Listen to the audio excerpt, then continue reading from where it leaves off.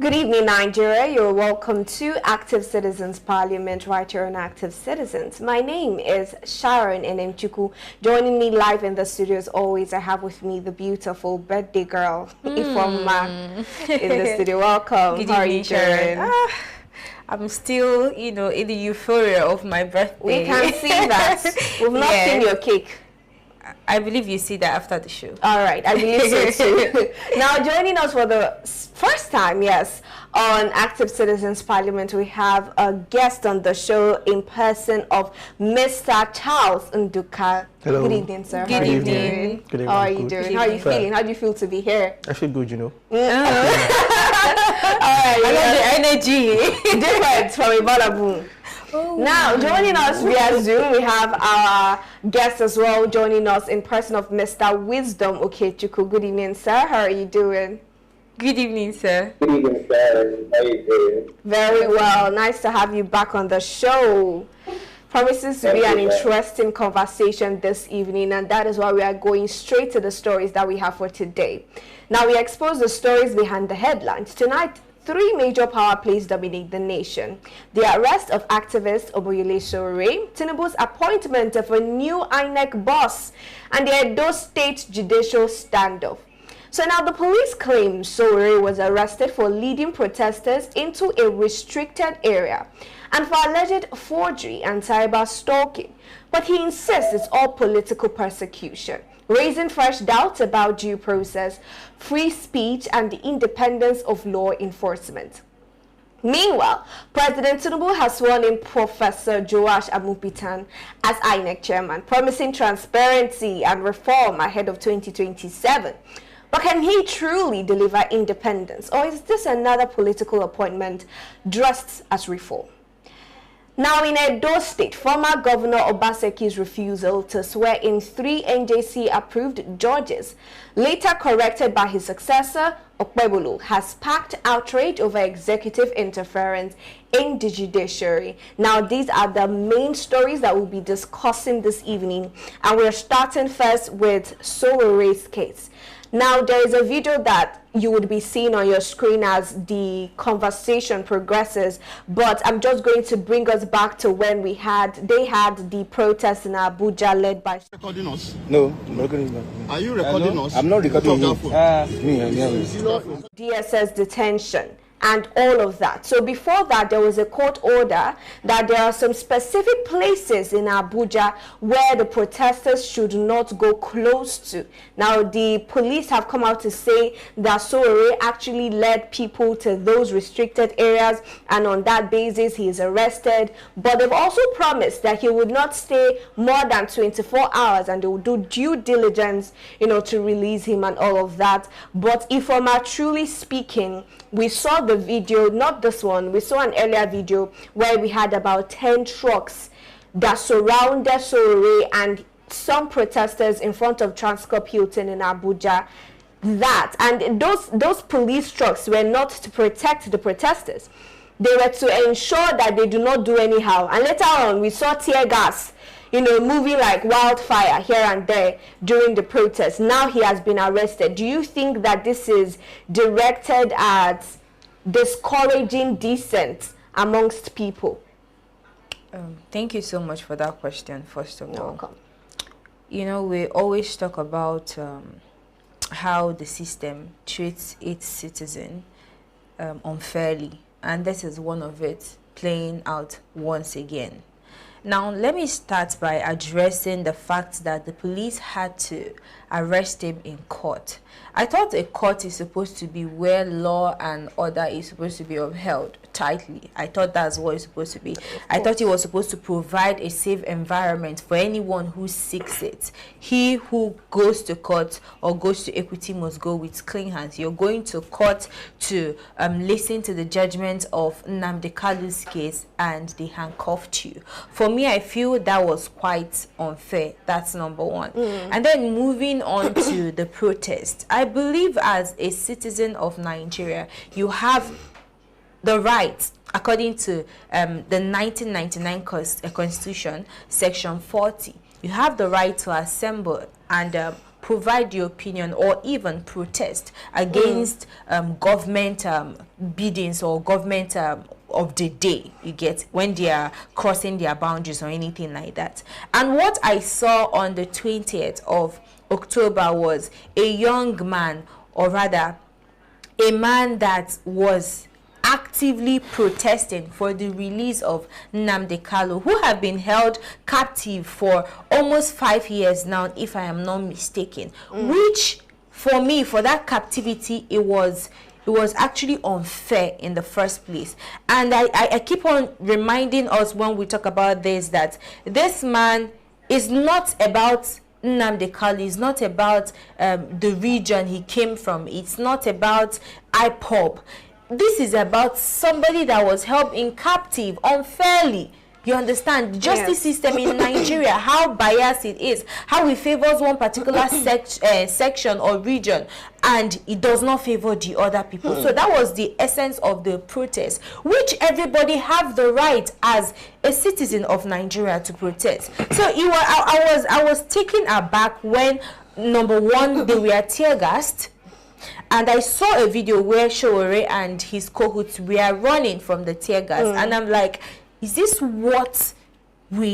where we have arrived in the society today? And not just that, then the arrest of Showore, for me, is quite, unfair. It's so unfair. Coming to you, Mr. Wisdom, we've heard Ifeoma's opinion on what went down and the arrest of Showore. Now, when you watch that video with the audio on, you would hear Showore requesting, asking, is there a letter? Did they give you approval to, do this arrest or to arrest me? And we're not able to see in that particular video where they provided such. Maybe offline they did, but we really doubt that, because we would have seen that in the video.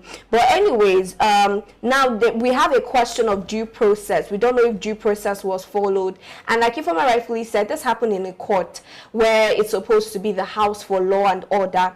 Now I'm just asking, how do you think that the judiciary should respond when such arrests happen on court premises? Okay, first off, Nigeria is a country, if we will agree with, because first off, in as much as I do not agree or support the whole notion that Nnamdi Kanu is trying to join alter,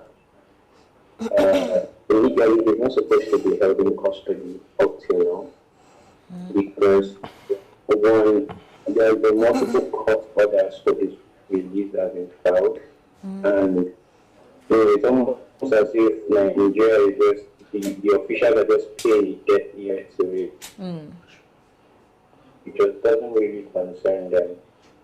Now, we go with evidence or with things we've seen so far that Omoyele Showore has always stood for the truth.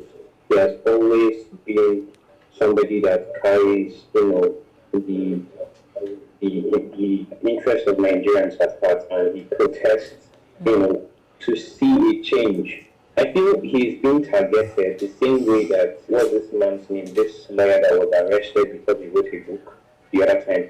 They are being targeted because they're calling out to say the truth. And there is no way the system can be changed when people are not given the opportunity to really express themselves. I mean, these are fundamental human rights to start with. The Constitution gives us the right to protest. But you find out that, check every single protest that's ever happened in Nigeria. Every single one of them has been hijacked by the military, has been hijacked by the police. But the police will tell you that it's thugs that are hijacking these protests. That's not the truth. I mean, we see videos, you see them throwing tear gas when people are actually peacefully protesting. They are not doing anything. You see them shooting guns when these people are not actually causing any mayhem. So how do you intend to change the society and the system when you do not necessarily give people the freedom to make decisions for themselves, the freedom to be heard, give them the right that the Constitution really gives to them to express themselves? Yes. How do you expect the nation to change when, the system that is put in place, that is the judicial, the law, that is to uphold the law, and not actually doing what they're supposed to do? Because you cannot come and arrest somebody without warrant, just because he came out and he spoke against a criminal act that's being committed in broad daylight in the nation. All right. Thank you very much, Mr. Wisdom. I love your take on that particular matter, the need for people to constantly speak up so that we can achieve good governance. Now, to you, Mr. Charles, first of all, give us your take on exactly, generally, what happened with the protest and what has happened now. Well, from the way I see it, Showere was completely violated, even while being on his right. It's the right of every citizen to protest. And I am very sure that the protest was a peaceful protest, and it was still hijacked and violated. So my take on it, I just feel it's wrong, because he was abiding like by his rights. He was in his rights by protesting, not just by protesting, by leading a peaceful protest. Yeah. And he was still, harassed in the process. So I feel like that's improper. All right. Now I'm going to also ask Ifoma and you the same question, but just contribute to this. Okay. Compared to thugs, when we talk about thugs now, I mean bandits, even terrorists. Do we see the same level of, do we see the same type of way that Showere or maybe political activists or human activists, do we see the same repetition of that way they are being treated with these thugs? Do you think that thugs and bandits are being treated differently from political activists here in Nigeria? I think they actually treat activists like thugs. Oh. Yes, and treat thugs like prominent personalities. That is what happens in a zoo country like Nigeria. Kanu's favorite. Yeah, to be honest. I remember when Mr. Wisdom mentioned about Dele Farotimi's case. And I remember the incidents that played out then. And you see this police brutality, yeah? I keep on saying it. When it is time for these people to arrest people that don't abide by the law, they will not arrest them. When it is time for them to mobilize police operatives or security agencies to Sambisa Forest to go and fight bandits, they will not. Rather, they will accompany politicians to go and attend a bandit's wedding. That is the country we are living in. Right. So they don't treat them. Do you have anything to add to that? Do you agree to that? I agree with her. Okay. Now, Mr. Wisdom. Personally, yeah. Okay. I feel exactly what Ifoma just said. It just brought up a thought in my head. David Hundeyin was chased out of Nigeria, literally chased, because of he stood for the truth. Deliberately right now, he was brutalized. I mean, we saw the video of how they came to his house and dragged him out like a harassed him. Yes. But we still in the same Nigeria that we are hearing a governor of a state coming to say that he knows these people, he knows where they stay, but no action is being taken. Nobody is doing anything. Nobody is saying anything. It's just as if, okay, we know where they stay. Nothing happened. You get what I'm saying? Yes. These people are actually wreaking havoc in society, killing people. Look at the other thing, and they were saying the genocide that is not genocide, that the killing in Sika was not genocide. Like, do you want the whole state to be killed before you know it's genocide? You get me? I get you, Mr. Wisdom. People are coming out to stand for the truth are being treated as if they do not matter.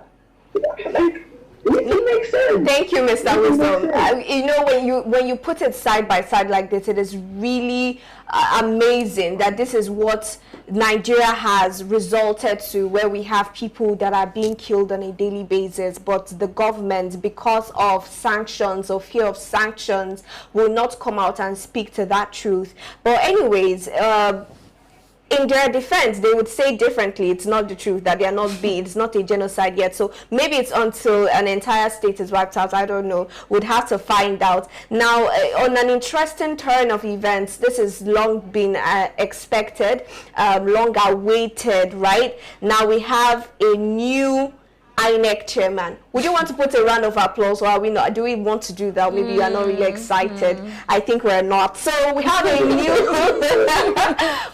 INEC chairman in person of Joash Amupitan. So before now, we saw when Mr. President gave out a list for possible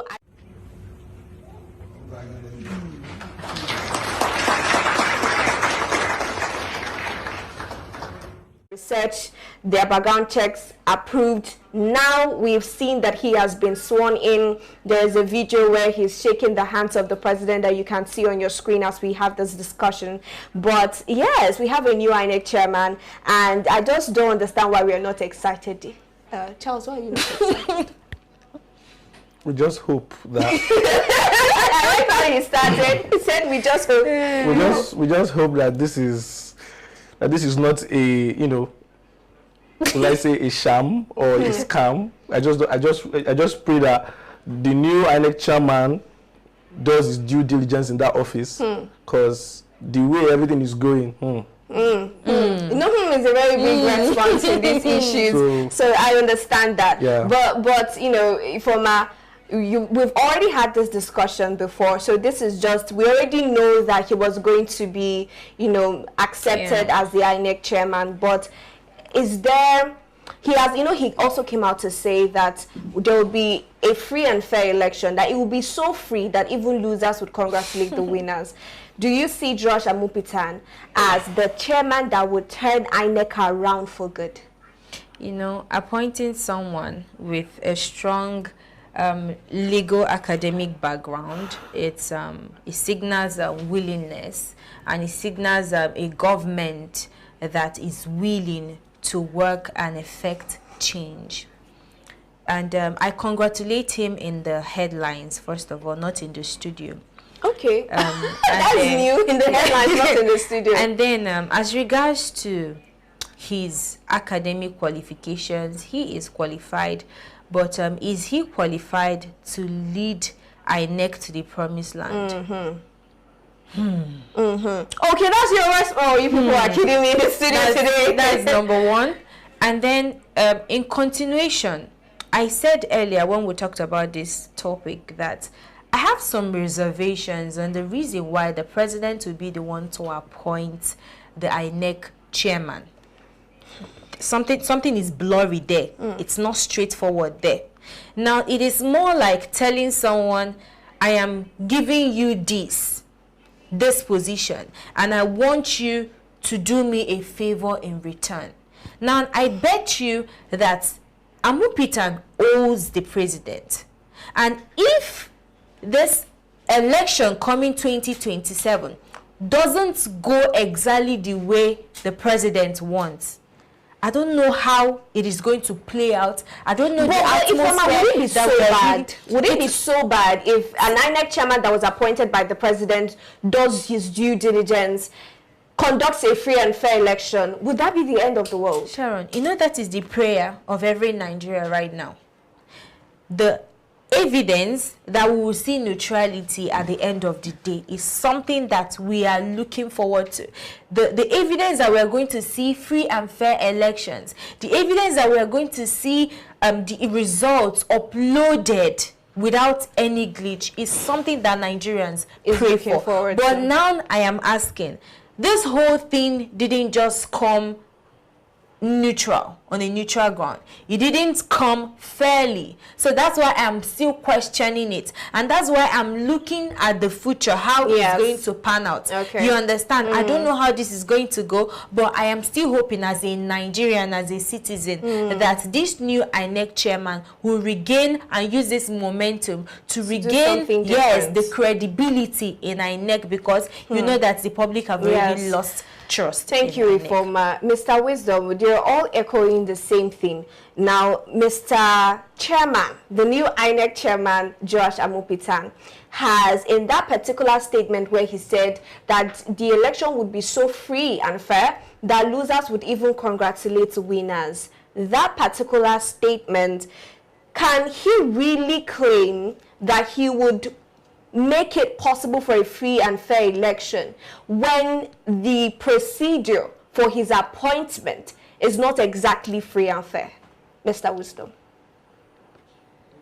Okay, thank you, Sharon, for that question. First, this goes three ways.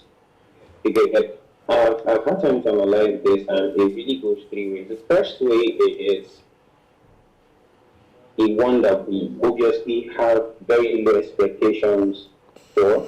That is, he comes into INEC and does his work. You get, but realistically, I don't see that happening.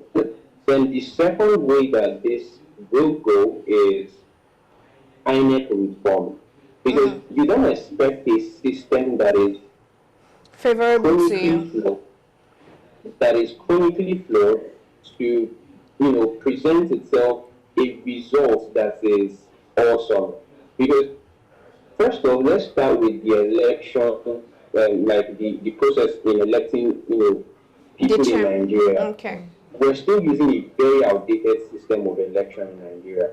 Even with the whole IRF portal and the whole reverse machines that were introduced into the system, the management in INEC is flawed because, they don't do what they're supposed to do. Because billions of dollars were spent in making those devices, making those technologies inclusive in the electoral process in Nigeria. But we see that they are not being utilized to its full potential. That's two. Now, let's talk about the elephants in the room. You, as a sitting president, having the authority to elect somebody who is in charge of, or appoint somebody who is in charge of your electoral process. That means this is a free ticket. Let's just call it free ticket, because you do not expect, if I am the one who is Tinubu and I appoint somebody who, let's start from the fact that this man is not even, he doesn't have any experience when it comes to electioneering. He's a lecturer. He's an academia. He's in a completely different field. And it would have made sense if he was a mathematician to start with, but he's not. Okay. You get me? All right. So you're getting somebody from a completely different sector and bringing him to become the head of a completely different sector. And the process of getting there wasn't even decided by the people who are going to make the final decisions, which are Nigerians. I think the election of INEC, leadership should be, decided by Nigerians, not by the president. No, we hear you loud and clear, Mr. Wisdom. And I think a lot of Nigerians will re-echo what you just said. The fact that even the background of the current INEC chairman is not situated with electioneering. But if you even look at the past, his predecessor, the past chairman, they're always, if you look at them, they're always people in the academia. So maybe there is a belief or an orientation that if you can pick somebody from the academia who is a professor, studied, got a lot of degrees, they will be able, or they have the qualification to man our electoral umpire. Now, I just, to move over to the next story because we're running out of time, but I'm just going to say that generally Nigerians are really watching to see what the INEC chairman in person of Josh Amupitan is going to do, although there are some reservations and predictions of what he would do, but maybe 2027 will be that year. We don't know. Now we have to move over to Edo State. What is going on now? Obaseki refused to swear in 3 judges out of the 8 judges that had NJC approval.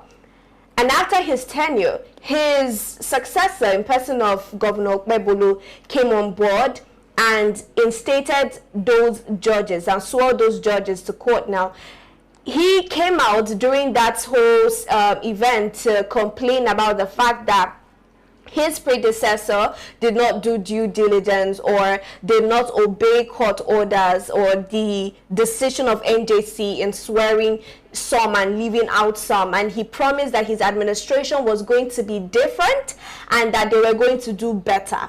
Okay, so even though we had the discussion in the morning and people gave their opinion saying that yes, it is good to continue from where the past government left if it is with projects, but when it concerns government policies, there should be a difference. But I'm just going to compare, using this as a case study, with what is going on in Rivers State as concerning, that is, the Governor Fubara and the predecessor in person of ex-Governor Wike, and that whole fight. So we're seeing in Edo State Obaseki and Okpebolo now, and Okpebolo is coming out to say that his administration is going to do better. And if you read in between the lines, what he's saying is that he is downplaying what Obaseki did, or whatever it is that Obaseki felt he did. Now, if I'm just asking, what is this tension that always exists, especially between, will I call it the godfather, the godson, or the predecessor and the successor? And is that healthy for good governance in any state in Nigeria? This question, though, you see this set of people, I don't want to call them the name, but I feel like I should give them the name. These my ladies here, I don't know what is wrong with them. Now we talk about continuity of leadership, we are talking about infrastructures, we are talking about, you know, projects that were left undone by the previous administration. You get, that's what we are talking about. We were not talking about lawyers.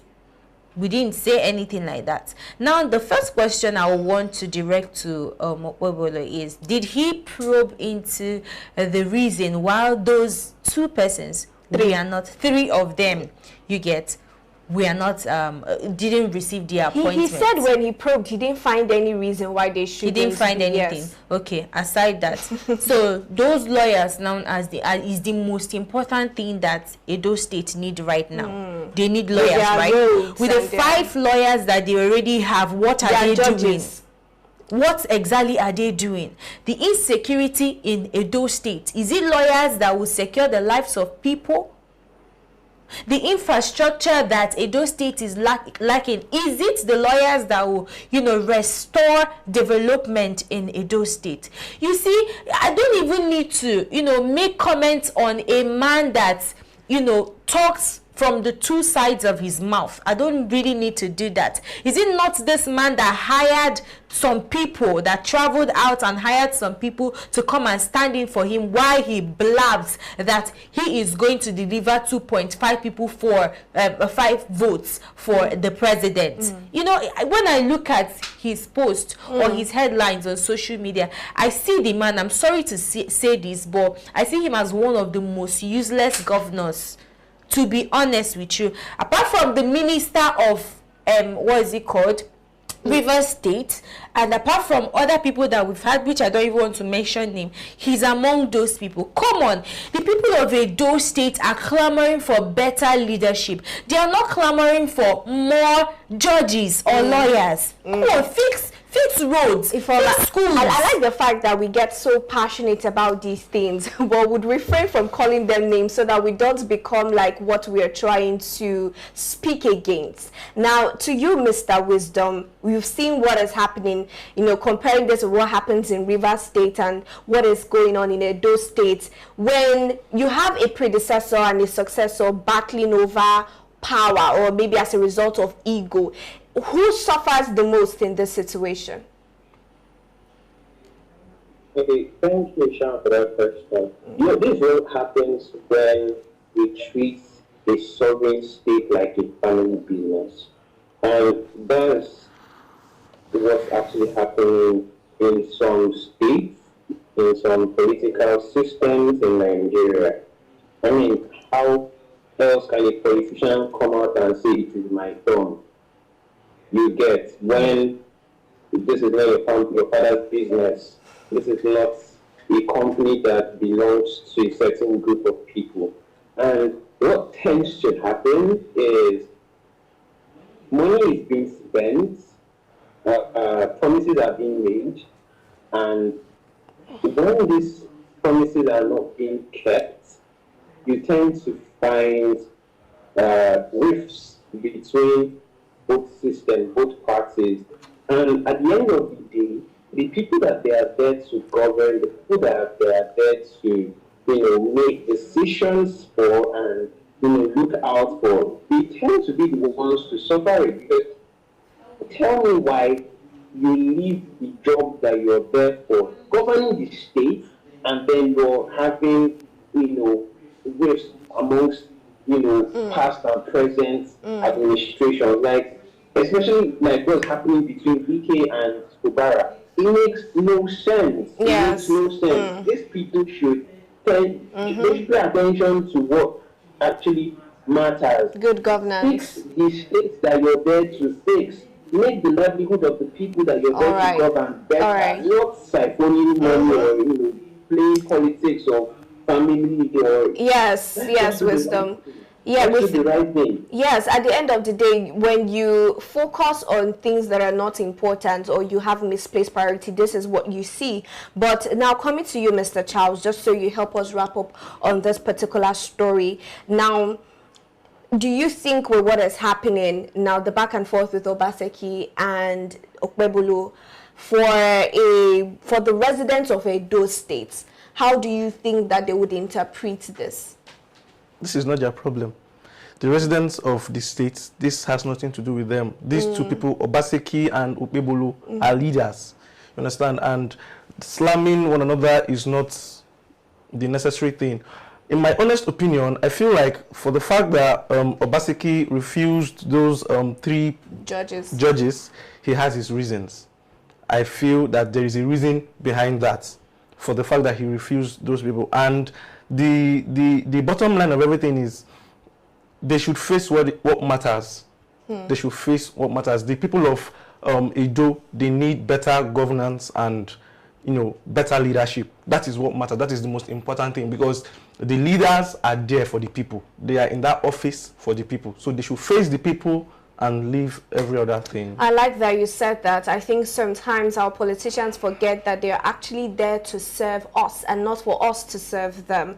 Now, I'm just going to say thank you to all of my guests for joining me in the studio today. Thank you for joining us for the very first time, Mr. Charles Nduka, and to you, Mr. Wisdom Okechukwu, for joining us via Zoom. Always a pleasure. And of course, our ever beautiful co-host and person of Ifoma Oji. Thank you for joining us as always. Yes. And to our guests, you are a real VIP. So if you are just joining us for the first time, this is Active Citizens Parliament, where we discuss, dissect trending political issues in and around Nigeria. If you're yet to subscribe to our YouTube channel, please do that right away. Click on the notification bell so that you are notified whenever we go live. And if you're also yet to follow us across all social media platforms, please do that. We're at Active Citizens. And Ifoma? You can find me on Facebook at Oji Sophia and on Instagram at Miss Lex. Mr. Charles? Be a good citizen. Just be a good citizen. All right. Mr. Wisdom, where can they find you?